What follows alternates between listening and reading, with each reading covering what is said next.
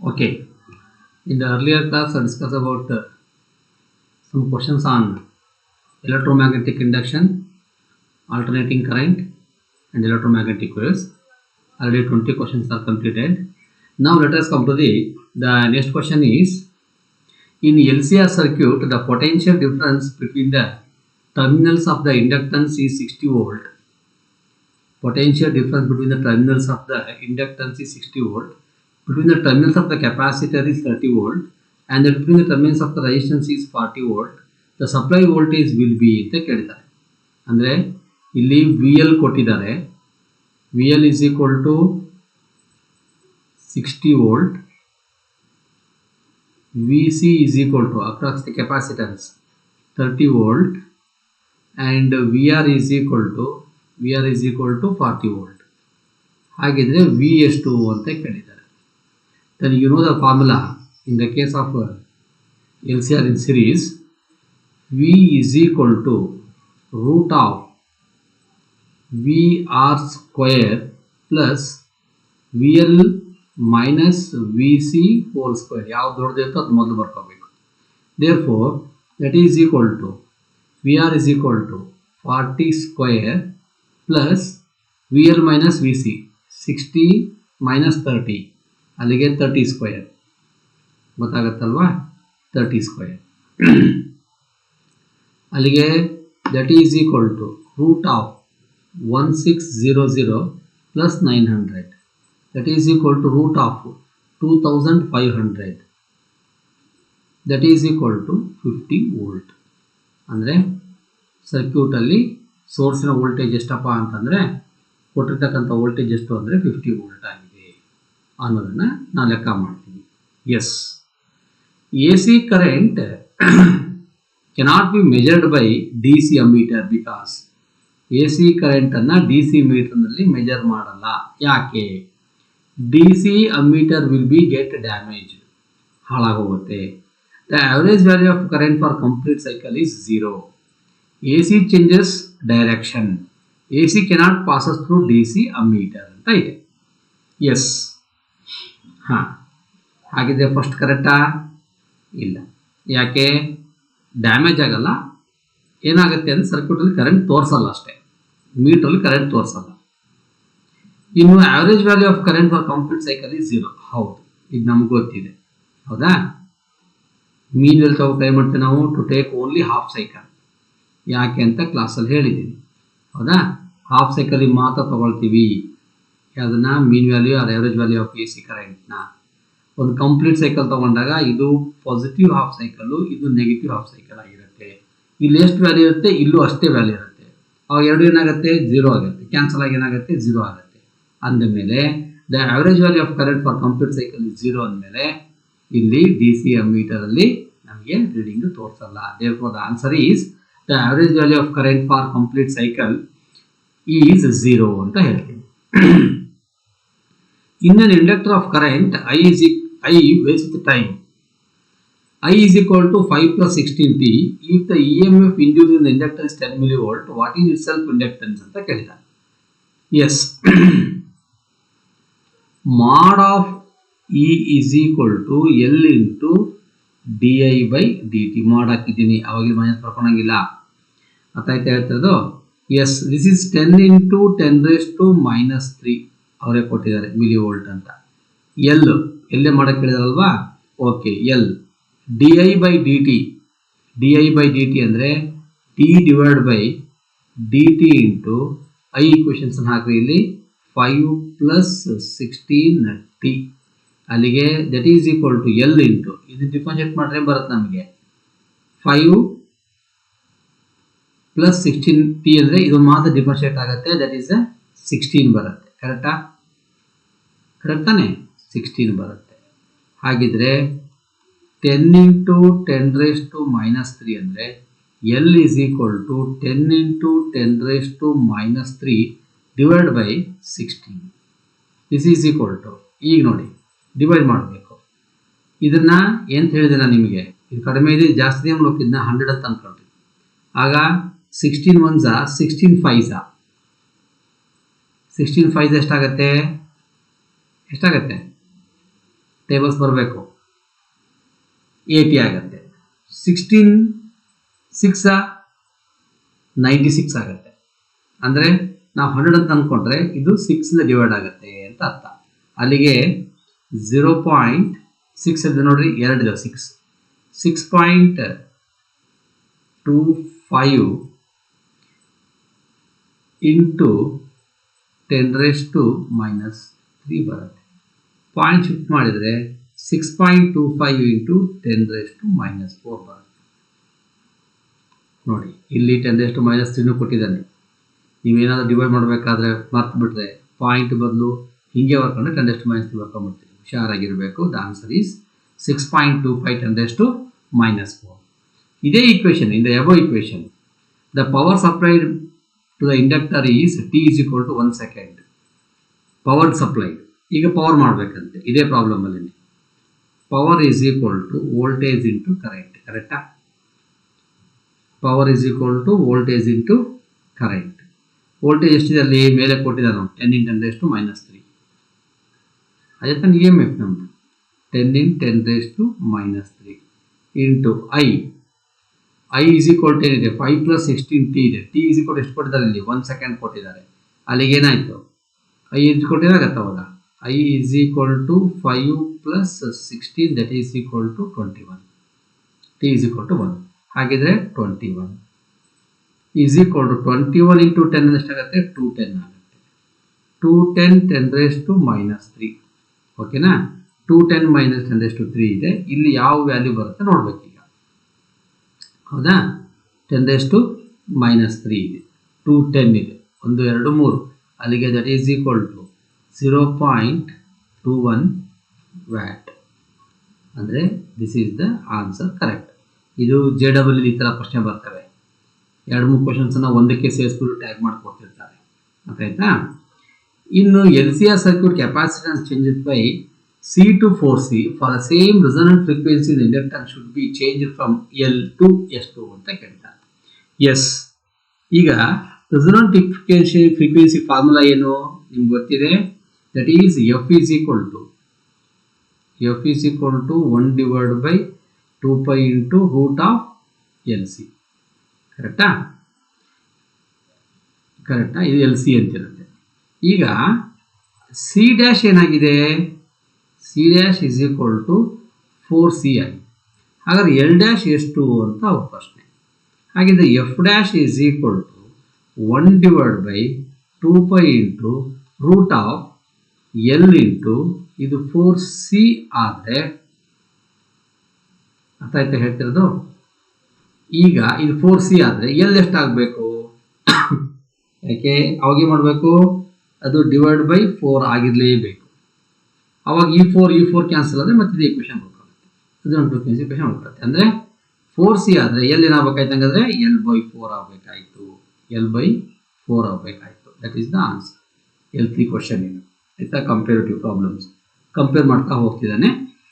C4C ಆದರೆ L ಎಷ್ಟಾಗಬೇಕಾಯಿತು L/4. ಯಾಕಂದ್ರೆ 4 cancel ಆಗಲೇಬೇಕಲ್ಲ, ಹಾಗಾಗಿ L/4 ಆಗುತ್ತೆ.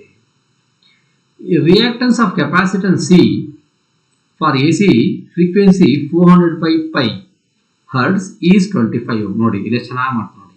400π/5 ಅಂತ ಕೊಡ್ತಾರೆ. ಈ ಕೊಡೋದಕ್ಕೆ ಕಾರಣ ಏನಪ್ಪಾ ಅಂತಂದ್ರೆ ಪ್ರಾಬ್ಲಮ್ ಅಲ್ಲಿ ಎಲ್ಲೋ ಸಿಂಪ್ಲಿಫಿಕೇಶನ್ಸ್ಗೆ ಸುಲಭ ಆಗಲಿ ಅಂತ ಕೊಡ್ತಾರೆ. Yes, reactance XC capacitor is equal to capacitor ತಾನೆ, ಏನಾಗುತ್ತೆ ಅವಾಗ 1/2πfc. ಯಾಕೆ 1/ωc, ಒಮೆಗಾ ಅಂದರೆ 2πfc. ಹಾಗಿದ್ರೆ C is equal to 1/2πf into XC. ಕರೆಕ್ಟಾ? ದಟ್ ಈಸ್ ಈಕ್ವಲ್ ಟು ಅಂದರೆ ಇದಕ್ಕೆ ತಗೊಂಬಂದೆ 1/2π ಇಂಟು ನೋಡಿ ಫ್ರೀಕ್ವೆನ್ಸಿ ಎಷ್ಟು ಕೊಟ್ಟ 400/π ಕೊಟ್ಟ. ಯಾಕೆ ಈ ಪೈ ಕ್ಯಾನ್ಸಲ್ ಆಗಲಿ ಸುಲಭ ಆಗಲಿ ಅನ್ನೋ ಕಾರಣಕ್ಕೋಸ್ಕರ. ಇಂಟು XC ಎಷ್ಟಿದೆ 25. ಅಲ್ಲಿಗೆ ಈ ಪೈ ಕ್ಯಾನ್ಸಲ್ ಆಯಿತು. 25 2s 50, 50 4s 200. ಹೌದಾನೆ? ಎಸ್, ಏನಾಗತ್ತೆ ಅವಾಗ 1/2 25 ಟು 50, 54 200, ಮುಂದೆ 2 0 ಇದೆ, ಅಲ್ಲಿಗೆ 200 ಮುಂದೆ ಹೀಗೆ 4 0 ಆಗುತ್ತೆ. This is equal to 1 divide by 2 into 10⁴ ಅಂತ ಬರಿಬೋದಾ? 10⁴ ಅಂತ ಬರಿಬೋದಾ? This is equal to yes. ಈಗ 1/2 ಒಂದೆಷ್ಟಾಗತ್ತೆ? 0.5 ಆಗುತ್ತೆ. 0.5 ಆಗುತ್ತೆ ಇಂಟು 10⁻⁻4 ಆಯಿತು. ಇಲ್ಲಿ ಮೈಕ್ರೋಫ್ಯಾರಡ್ ಕೊಟ್ಟಿದೆ ಆನ್ಸರ್ ನೋಡಿ. ಸಿ ಈಸ್ ಮೈಕ್ರೋಫ್ಯಾರಡ್ ಅಂತ ಹೇಳಿದ್ದೀನಿ. ಮೈಕ್ರೋಫ್ಯಾರಡ್ ಇರಬೇಕು ಆನ್ಸರ್, ಅಂದರೆ ಪಾಯಿಂಟ್ ಶಿಫ್ಟ್ ಮಾಡಬೇಕು. 0.5ನ ಇದು 10⁻⁻6 ಆಗಬೇಕು ಅಂದರೆ ಇದೆಷ್ಟು ಆಗಬೇಕು? 50 into 10⁻⁻6 that is equal to 50 microfarad. ಭಾಳ ಸುಲಭ. ಇಲ್ಲಿ 1/2 ಮಾಡಿದ ತಕ್ಷಣ 0.5 ಬಂದರೆ 5ನೇ ಆನ್ಸರ್. ಎಷ್ಟಿದೆ ನೋಡಿ, ಒಂದೇ 5 ಇದೆ, ಇದೇ ಆನ್ಸರ್ ಕರೆಕ್ಟ್ ಆಗಿರುತ್ತೆ. ಅಲ್ಲೇ ಸಿಕ್ಬಿಡುತ್ತೆ ಆನ್ಸರು. ಅದು ನಿಮ್ಗೆ ಡೀಟೇಲ್ ಮಾಡಿ ತೋರಿಸ್ತೀನಿ.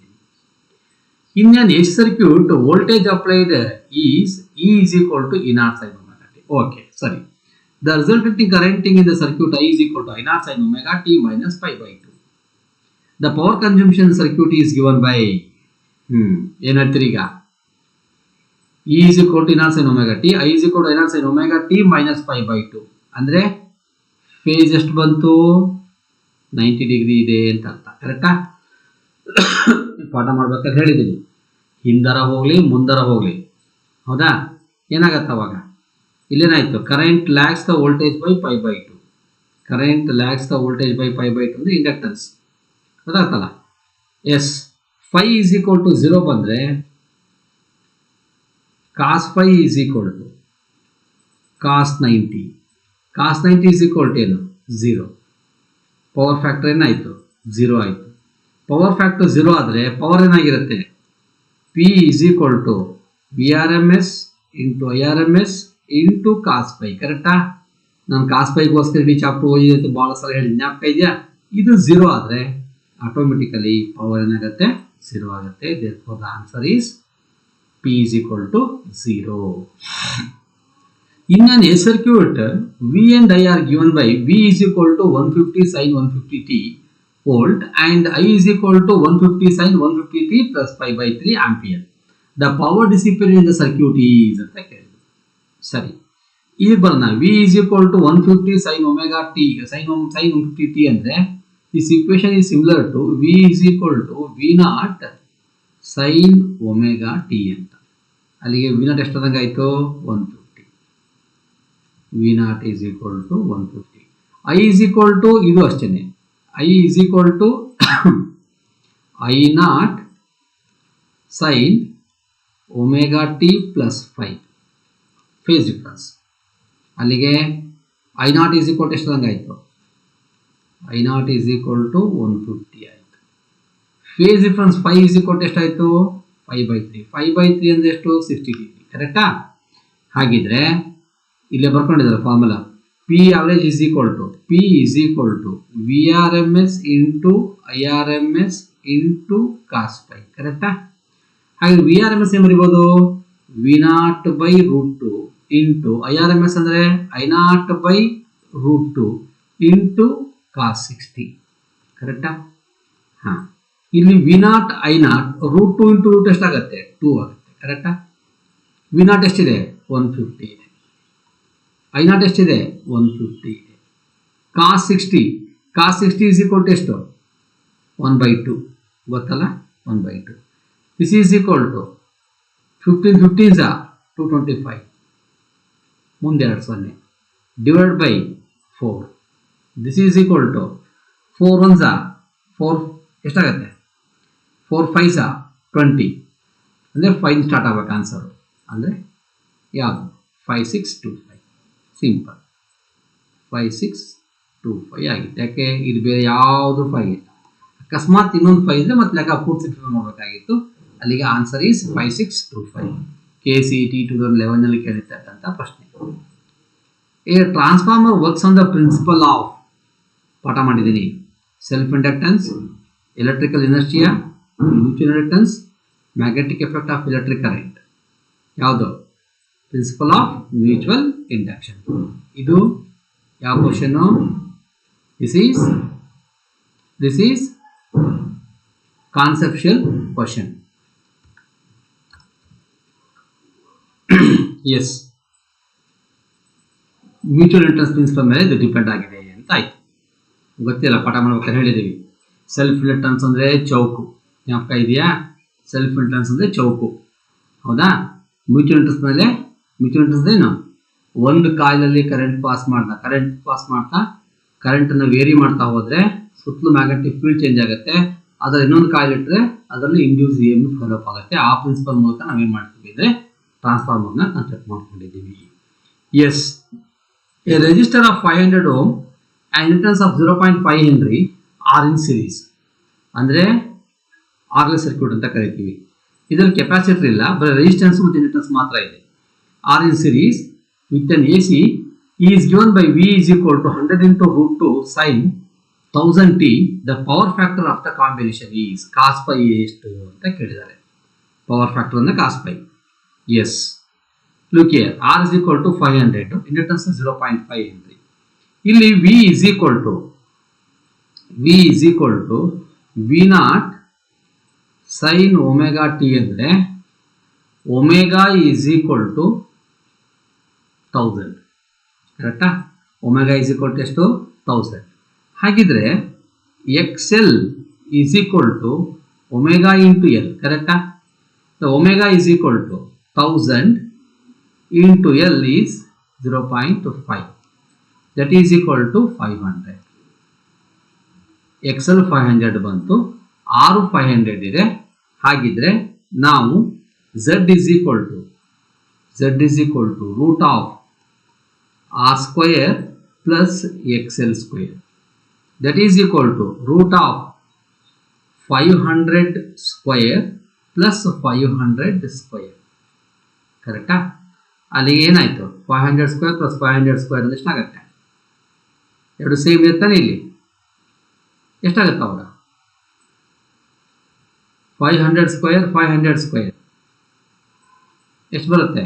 √2.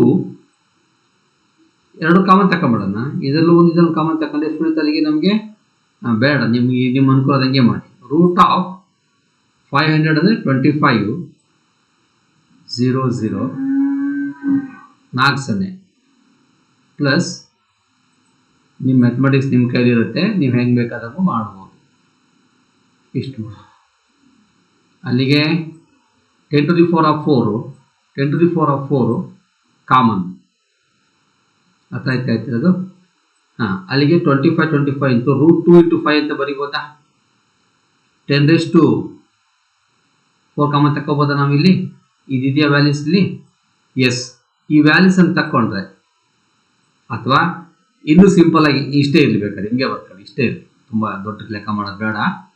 ಕಾಸ್ phi is equal to R by Z. R is equal to ಎಷ್ಟು?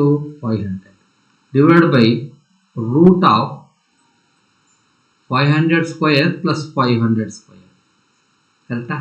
ದಟ್ ಈಸ್ ಈಕ್ವಲ್ ಟು 500 ತೆಗೆದ್ರೆ 1/√2 ಉಳಿತು. 1/√2 ಉಳಿತು. 1/√2 ಇದೆಯಾ ಇಲ್ಲಿ? ಎಸ್, ಅಷ್ಟೇ ಸಾಕು. 1/√2ನೇ ಆನ್ಸರ್. ಇಷ್ಟೇ ಮಾಡಿ ಸಾಕು. ಅರ್ಥ ಆಯ್ತು ಹೇಳ್ತಿರೋದು? KCET 2012 question. ಹಾಂ, ಇನ್ನು RLC ಸಿರೀಸ್ ಸರ್ಕ್ಯೂಟ್ ಅಂದರೆ LC circuit. The potential difference across the each element are 20 volt. ಇದರಲ್ಲೂ 20 ವೋಲ್ಟು, ಇದರಲ್ಲೂ 20 ವೋಲ್ಟು, ಇದು 20 ವೋಲ್ಟು. VR 20, VL 20, VC 20. ನಾವು the value of resistance R double. ಈ ಆರ್ ಡಬಲ್ ಆಗುತ್ತೆ, ಆರ್ ಒಂದೇ ಡಬಲ್ ಆಗುತ್ತೆ. ಎಲ್ ಎನ್ ಸಿ ಹೆಂಗೆ ಇರುತ್ತೆ, ಆರ್ ಒಂದೇ ಡಬಲ್ ಆಗುತ್ತೆ. R alone is double. The P D across L and C respectively ಅಂತ ಹೇಳಿ. ಈಗ ಮೂರಕ್ಕೂ ಮೊದಲು ಈಕ್ವಲ್ ಆಗಿತ್ತು, ಇದಕ್ಕೂ 20, ಇದಕ್ಕೂ 20, ಇದಕ್ಕೂ 20. ನೆಕ್ಸ್ಟು ಇದು ರೆಸಿಸ್ಟೆನ್ಸ್ ಏನಾಗ್ಬಿಡುತ್ತೆ ಅಂತಂದರೆ ಡಬಲ್ ಆಗಿಬಿಡುತ್ತೆ. ರೆಸಿಸ್ಟೆನ್ಸ್ ಡಬಲ್ ಆದರೆ ಕರೆಂಟ್ ಏನಾಗುತ್ತೆ? According to Ohm's law, I is equal to V by R, ಹೌದಾ? ಅಲ್ಲಿಗೆ V ಡಿವೈಡ್ ಬೈ 2R ಅಂತಂದರೆ ಅರ್ಥ ಆಯ್ತು ಹೇಳ್ತಿರೋದು. ಈ 2 ಅಂದರೆ 1/2 ಅಂದರೆ ಅರ್ಥ ಏನು? I is equal to 1/2 ಅಂದರೆ R ಡಬಲ್ ಆದರೆ current is reduces to half. Current ಏನಾಗುತ್ತೆ, ಅರ್ಧಕ್ಕೆ ರೆಡ್ಯೂಸ್ ಆಗುತ್ತೆ. ಕರೆಂಟ್ ಅರ್ಧಕ್ಕೆ ರೆಡ್ಯೂಸ್ ಆಗುತ್ತೆ ಅಂತ ಆದರೆ ಸರಿ ನೋಡ್ಕೊಳ್ಳಿ, ಇಲ್ಲಿ ಕರೆಂಟ್ ಕಡಿಮೆ ಆಯಿತು, ಕರೆಂಟ್ ರೆಡ್ಯೂಸಸ್ ಆಯಿತು. ಹಾಗಿದ್ರೆ V L is equal to V C is equal to I into XL divided by 2 is equal to I into XC divided by 2. IXL is equal to IXL divided by 2 ಅಂತಂದ್ರೆ ಇಲ್ಲಿ ಎರಡು ಆಗಿದೆಯಲ್ಲ, 20 divided by 2 ಅಂತಂದ್ರೆ 10. ಇದು 20 divided by 2 ಅಂದ್ರೆ ಇದು 10. ಅಂದ್ರೆ V ಎಲ್ಲು 10 ವೋಲ್ಟ್ ಆಯಿತು, ವಿ ಸಿನೂ 10 ವೋಲ್ಟ್ ಆಯಿತು. ಯಾವಾಗ ಐ ಮೀನ್ ಏನೋ ನಾವೇನು ಹೇಳ್ತೀವಿ, ರೆಸಿಸ್ಟೆನ್ಸ್ ಡಬಲ್ ಆದಾಗ ವಿ ಎಲ್ ಮತ್ತು ವಿ ಸಿ ಎಷ್ಟು ಆಯ್ತಂದ್ರೆ 10 ವೋಲ್ಟ್ ಬಂತು. ಅಂದರೆ the answer is this one, 20 volt 10 volt and 10 volt ಅಂತ ಬರುತ್ತೆ. A multimeter reads voltage of certain A C source as 100 volt. What is the peak value of A C voltage? ಇಂಥ ಲೆಕ್ಕನ already ಮಾಡಿದ್ದೀವಿ.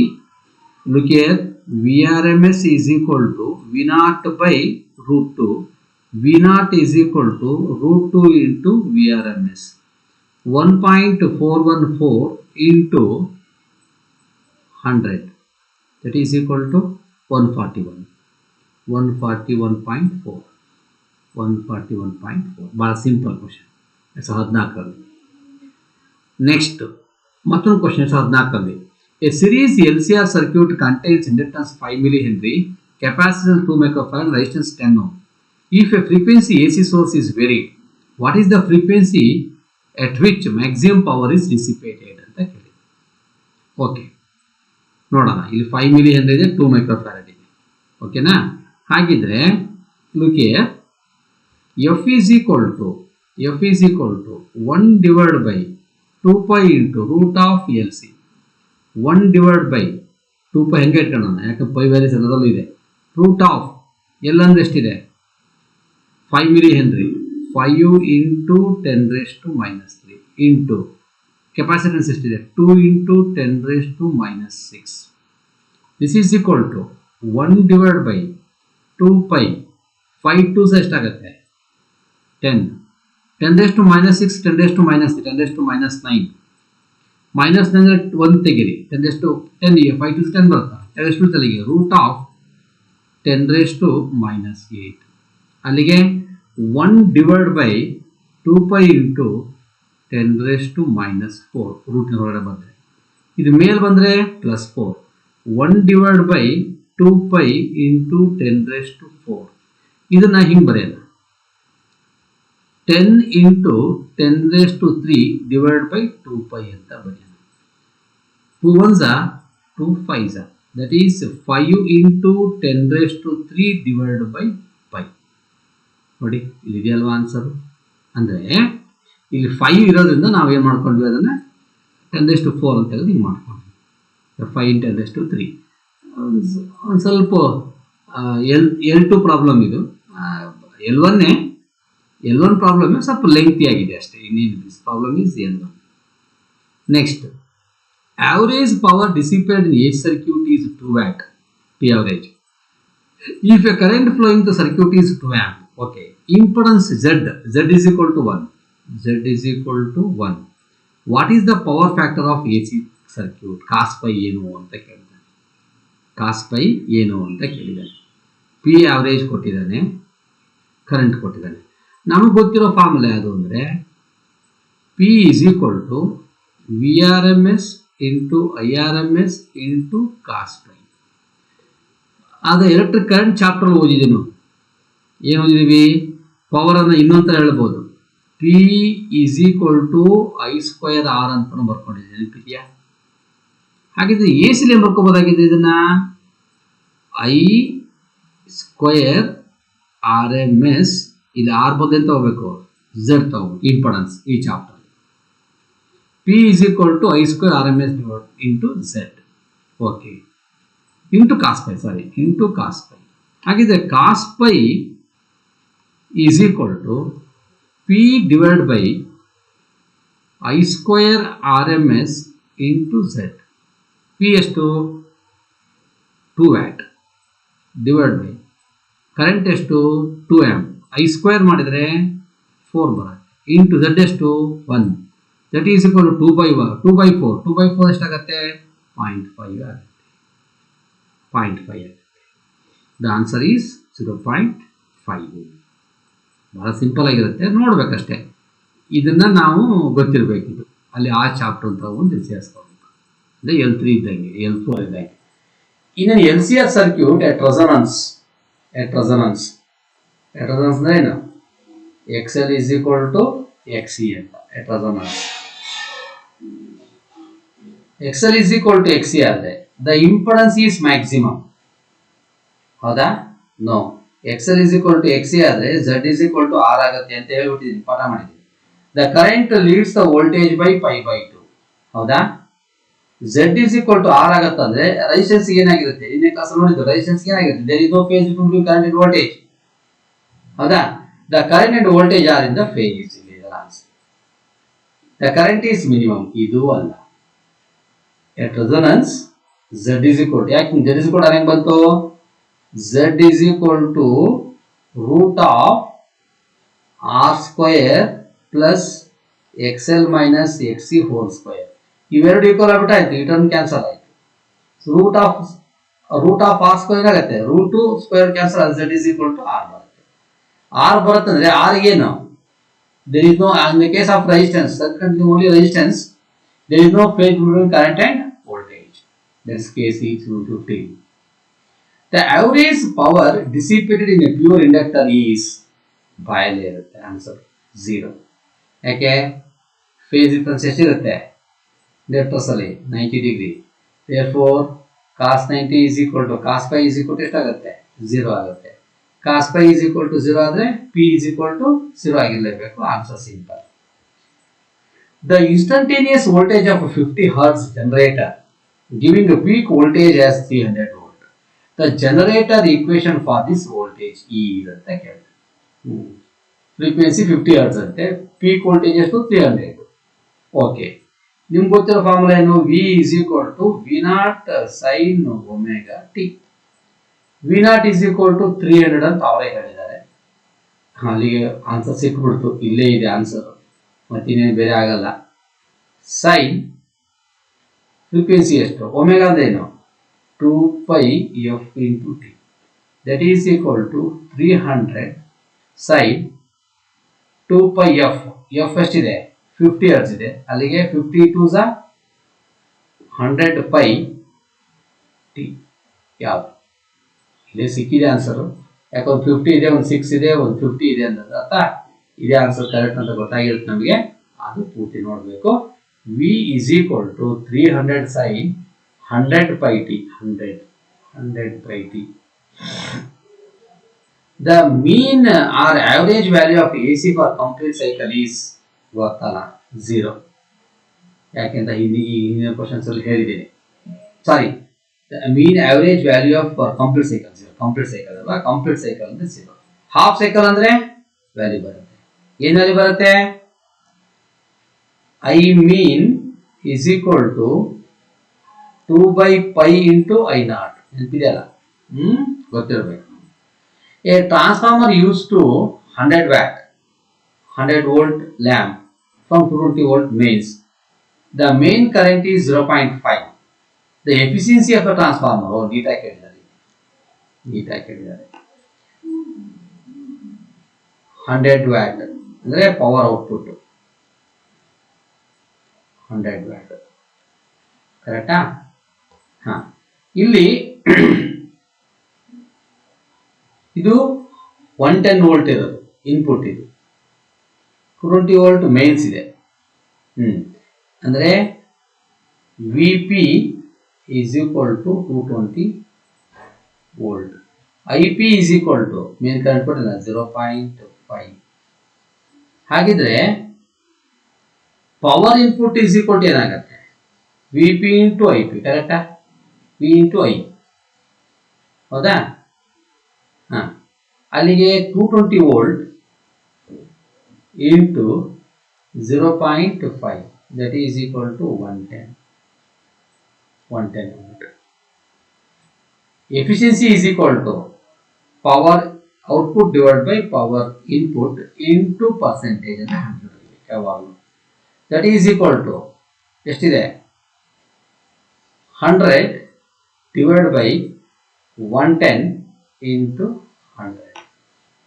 ಅಲ್ಲಿಗೆ ಲೆಡಂಗಲ್ಲಿ 100 divided by 11 ಎಷ್ಟಾಗತ್ತೆ divide ಮಾಡಿದಾಗ 11 1s 11.9 ಇದೆ 11 ಒಂದು ತಗೊಳ್ರಿ ಬೇಡ ಸಿಂಪಲ್ ಆಗಿ ಹೇಳ್ಬೇಕು ಅಂದರೆ 11 ಟೇಬಲ್ಸ್ 11 9s 99 ಹೌದಾ 11 10s 11 9s 9s ಎಷ್ಟು ಉಳಿತು 9 ಬಂತು ಇನ್ನೆಷ್ಟು ಉಳಿತು ಇಲ್ಲಿ 19 1 ಉಳಿತು ಹೌದಾ 1 ಉಳಿತು ಪಾಯಿಂಟ್ ಹಚ್ಚಿದರೆ ಮತ್ತೆ 100 ಮತ್ತೆ 9 ಮತ್ತೆ 9 ಇಂಟು 100 ಇಂಟು 100 ಸಾರಿ 0.9 ಸಾರಿ 0.999 ಬರ್ತಾಗುತ್ತೆ ಇಂಟು 100 ಅಂತಂದರೆ ದಟ್ ಈಸ್ ಈಕ್ವಲ್ ಟು 99%. ಇದು ಕಾಮಿಡ್ ಕೆ ಮತ್ತು ಕೆ ಸಿ ಇ ಟಿಲಿ ಕೇಳಿದರೆ ಅಂದರೆ ಕಾಮನ್ ಆಗಿ ಟ್ರಾನ್ಸ್ಫಾರ್ಮರ್ ಬರ್ತಕ್ಕಂಥ ಪ್ರಾಬ್ಲಮ್. ಸೇಮ್ ಪ್ರಾಬ್ಲಮ್ ಇಂದು ವರ್ಷ ಕೇಳಿದ್ರು. You to right of 100 watt same problem 0.6 ಕೇಳ್ಬಿಟ್ಟು ಅಲ್ಲಿಗೆ power input is equal to 220 into 0.6 right ಹೇಳ್ತಿರೋದು. Power input is equal